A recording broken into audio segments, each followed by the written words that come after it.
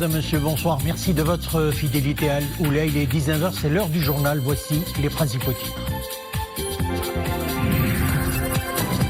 Les sphères de décisions économiques et politiques des femmes africaines leaders sont réunies à Marrakech pour la construction d'une coalition mettant fin à l'inégalité des sexes. Experts et acteurs du monde politique et économique des différents pays africains débattent donc des questions liées à l'approche genre et à l'égalité homme-femme en Afrique. C'est un hiver particulièrement rigoureux qui s'annonce dans la province de Figueira, avec un mercure au plus bas qui suppose la mise en place d'actions préventives efficientes. 7 douars situés en zone montagneuse sont identifiés par les autorités locales des territoires à risque dont les habitants bénéficieront d'un plan opérationnel. Et puis le surfcasting ou la pêche à canne, une pratique sportive qui compte de plus en plus d'adeptes car ludique et écologique à la fois. De nombreuses compétitions lui sont consacrées pour la promouvoir à l'échelle nationale. Un tournoi national a d'ailleurs pris place à Tanger avec la participation de 150 pêcheurs représentant différents clubs du royaume. Un conseil de gouvernement s'est tenu aujourd'hui sous la présidence du chef du gouvernement, Saadine Letmeni. Au menu des travaux, le projet de loi relatif à l'organisation du métier des travailleurs sociaux. Saadine Letmeni a affirmé que le projet favorisera le développement d'une action sociale professionnelle et de haute qualité au Maroc et permettra de prendre soin d'une frange importante de la société, à savoir les personnes en situation de handicap, les personnes âgées ou celles en situation de précarité et qui ont besoin de la protection sociale. Le Conseil a ainsi approuvé le projet de loi relatif à l'organisation de ce métier des travailleurs sociaux et 2 autres projets de décret. Le premier fixant le cahier des charges des entreprises des services énergétiques et le second complétant et modifiant le décret relatif à l'application des dispositions de la loi relative aux mines portant sur la procédure d'octroi des titres miniers. Vie parlementaire, la Chambre des représentants tiendra lundi prochain une séance plénière consacrée aux questions orales relatives à la politique générale adressée au chef du gouvernement. Cette séance débutera à 15h, indique un communiqué de la Chambre des représentants. À Rabat, le ministre de l'Intérieur a présidé une réunion consacrée au programme de réduction des disparités spatiales et sociales en zone rurale et montagneuse, en présence des présidents des régions, de Wali, des membres du gouvernement. Au cours de cette réunion, le point a été fait sur l'état d'avancement des projets inscrits dans le cadre de ce programme, en définissant les priorités et le futur plan d'action qui portera sur des projets dans le milieu rural. Cela concerne les secteurs de l'alimentation en eau potable, de l'électrification, de l'éducation et de la santé. 7 milliards de dirhams ont été débloqués en 2019 dans le cadre de ce programme. Nous le disions au titre, les sphères de décision économique et politique des femmes africaines leaders sont à Marrakech. Elles plaident pour la construction d'une coalition mettant fin à l'inégalité des sexes.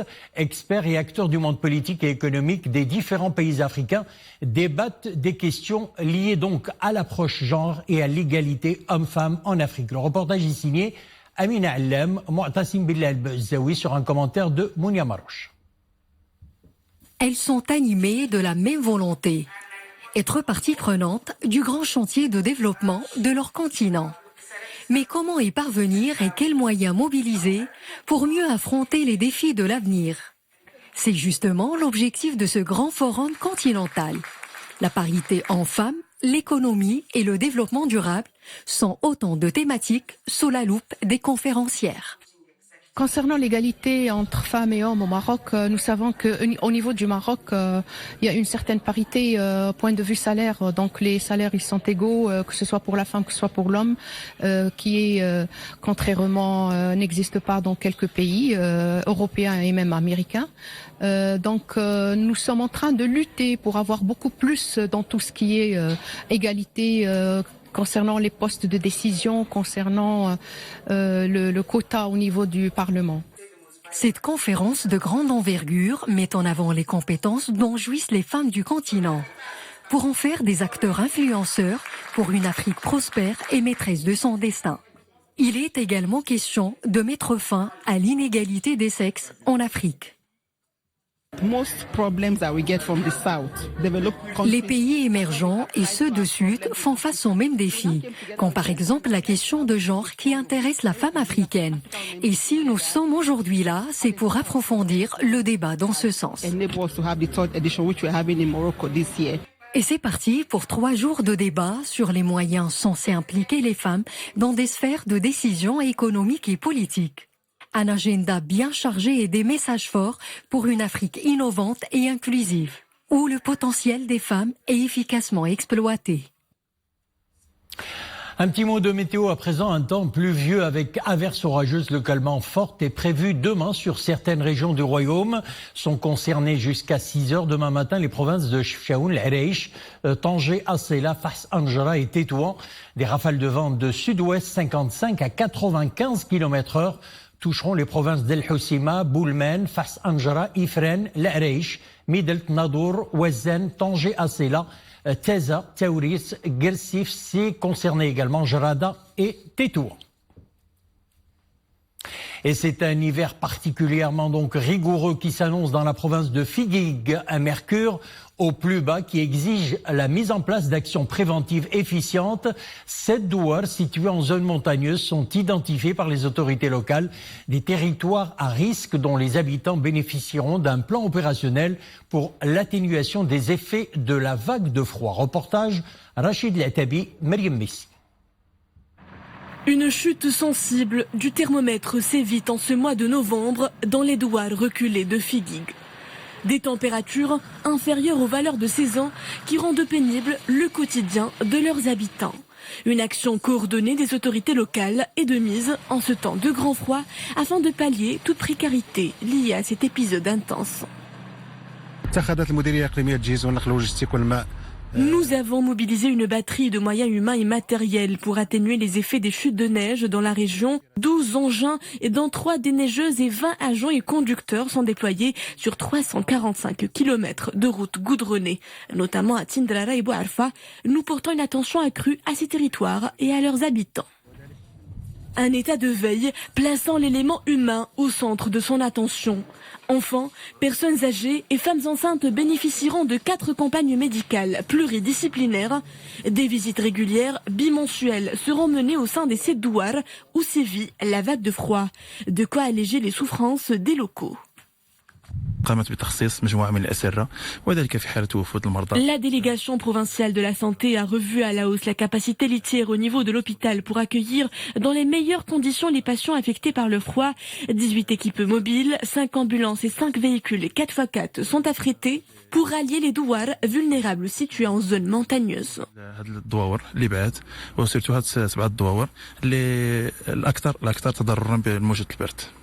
Désenclaver les zones isolées et venir en aide à leur population, les autorités de Figuig ne ménagent pas leurs efforts pour garantir un hiver sans dégâts dans cette vaste province de 53 000 km². Le secteur de l'automobile au Maroc se renforce. Une nouvelle unité de production spécialisée dans la fabrication des joints d'étanchéité automobile a ouvert ses portes à Tanger. Cette nouvelle usine emploiera quelques 200 personnes. Le projet a nécessité un investissement total de 22 millions d'euros. Le reportage Anissa Boumedi et Zakaria Moukimbil. L'équipementier français Silinx renforce sa position de leader au niveau national. Spécialisée dans la fabrication des joints d'étanchéité automobile, cette nouvelle usine bénéficie des dernières technologies développées par le pôle étanchéité de Silinx International, groupe GMT. Une très belle usine qui est très moderne. Certains équipements sont les seuls sur le continent africain. Et ça a bien démarré grâce à des équipes bien formées qui ont très vite pris le travail à cœur. C'est notre 5e usine. Nous avons aussi une usine de découpage-emboutissage, des usines de plastique. Notre investissement total au Maroc est de 100 millions et nous allons continuer. Cette usine répond aux besoins croissants des constructeurs automobiles Renault et PSA, 2 clients majeurs du groupe GMT. Cette nouvelle usine de Silinx ici à Tanger va non seulement nous permettre d'alimenter nos 2 usines de Tanger et de Casablanca, mais ramène une technologie qui n'existait pas aujourd'hui. Sur des pièces qui sont très techniques, des joints qui doivent résister à la température, à des conditions d'utilisation qui sont difficiles, avec de l'extrusion. Une extrusion de haute qualité, un investissement qui est important. Avec la croissance du secteur, les constructeurs automobiles et des pièces ont besoin d'un taux d'intégration important. En plus de la production, Silinx International a aussi pour objectif dès 2020 de développer un centre de fabrication de produits nouveaux destinés aux clients locaux.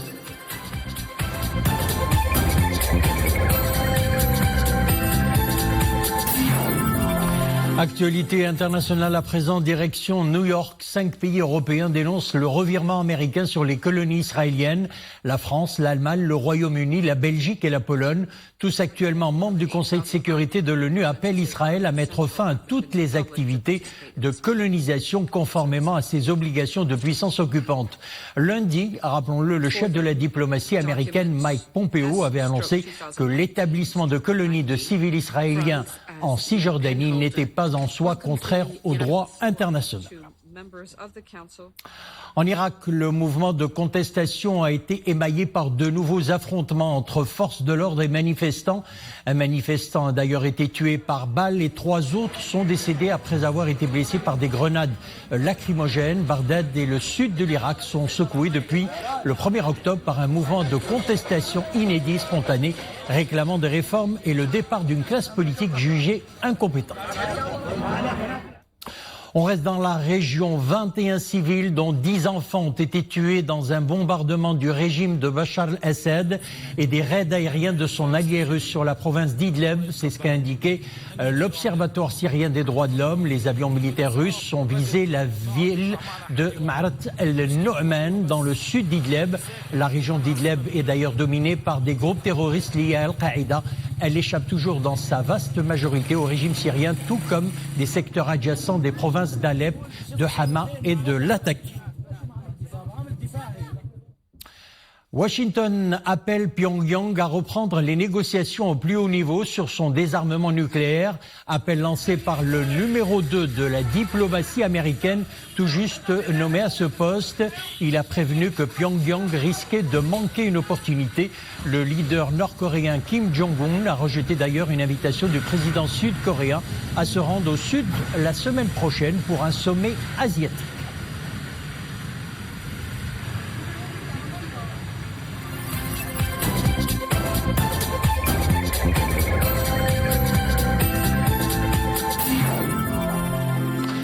Retour chez nous et on parle santé à présent. À El Jadida, un nouveau centre d'hémodialyse voit le jour. Il a été inauguré à l'hôpital provincial Mohamed V de la ville. Un projet réalisé grâce à l'appui de l'INDH. Il dispose de plusieurs services et d'équipements médicaux modernes. Le reportage est signé Leila Al-Asri et Zakaria Moqimbillah. L'hôpital provincial Mohamed V d'El Jadida renforce ses structures. Ce nouveau centre d'hémodialyse va permettre d'étoffer l'offre de soins au plan provincial. Objectif, rapprocher les services médicaux des malades, favoriser la prévention et assurer aux patients un suivi et un accompagnement adéquat. Ce centre a été créé grâce à la contribution de l'Initiative nationale pour le développement humain. Le ministère de la Santé a fourni le local et les équipements. Notre association s'occupe du fonctionnement du centre. 16 patients sont pris en charge le matin et 16 l'après-midi. Ce chiffre va progresser pour atteindre 48 patients au total. La contribution de l'Initiative nationale pour le développement humain s'élève à 1 400 000 dirhams. Le nouveau centre offre plusieurs services et dispose d'équipements médicaux modernes, en plus d'une salle de traitement des eaux et des générateurs d'hémodialyse de dernière génération. Il y a 3 ans, j'ai subi une intervention chirurgicale et j'ai commencé à suivre des séances d'hémodialyse. Auparavant, je me rendais dans l'ancien centre. Ici, les prestations sont adéquates, les médecins sont accueillants et les services facilités. Cela fait 9 ans que je suis des séances d'hémodialyse. Ce centre a permis de nous rapprocher différents services de soins. Le nouveau centre, contrairement à l'ancien, est situé au sein du siège de l'hôpital provincial, qui regroupe tous les services de santé et d'hospitalisation. Le surf casting ou la pêche à canne, une pratique sportive qui compte de plus en plus d'adeptes car ludique et écologique à la fois.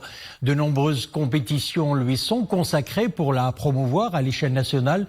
Un tournoi national a pris place d'ailleurs à Tanger avec la participation de 120 pêcheurs représentant différents clubs du royaume. Reportage Anissa Boumedi, Saïd Najah et Iman Abou.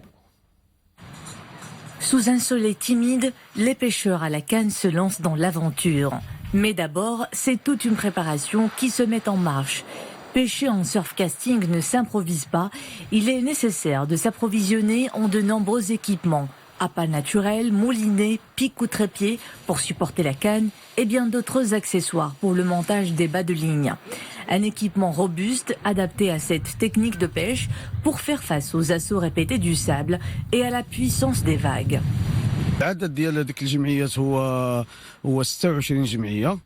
26 associations de pêche à la canne participent à ce tournoi national pour lequel concourent 120 pêcheurs en provenance de toutes les régions du pays.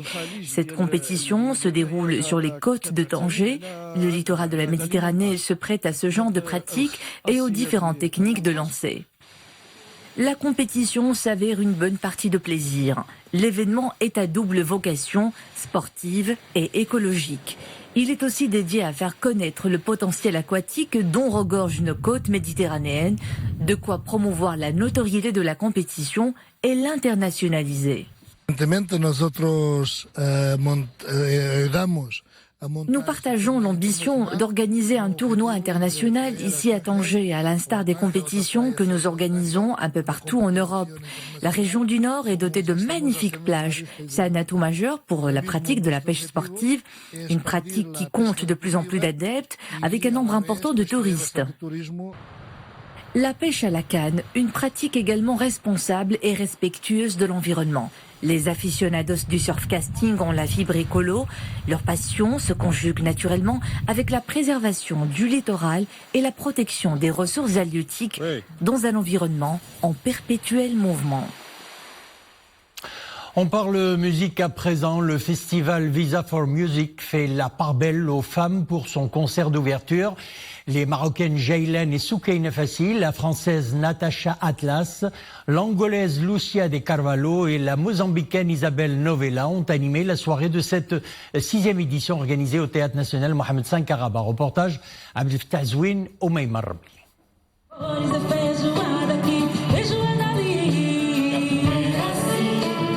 L'afro-pop à la fusion en passant par le jazz méconnu de Bahreïn. Un mélange éclectique de styles a fait vibrer la scène du théâtre.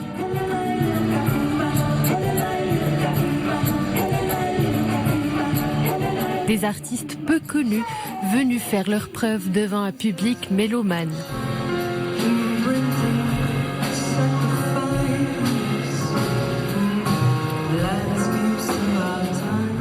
C'est important d'avoir des occasions de venir faire la connaissance des promoters et des autres festivals. Alors là, avec Visa for Music, c'est un opportunity pour faire des choses comme ça. On donne une grande place à la scène marocaine.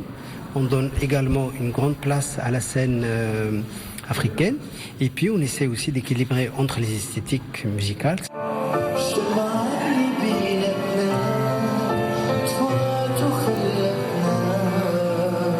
La chanson marocaine était à l'honneur avec un hommage au feu Hassan Migri. Son fils Nasser prend la relève et signe son comeback. Il y aura l'hommage ce soir pour mon père, feu Hassan Migri, Allah yarhamou. Donc il y aura aussi le lancement de la nouvelle chanson El Wada. C'est comme un hommage pour l'âme de mon père Hassan Migri.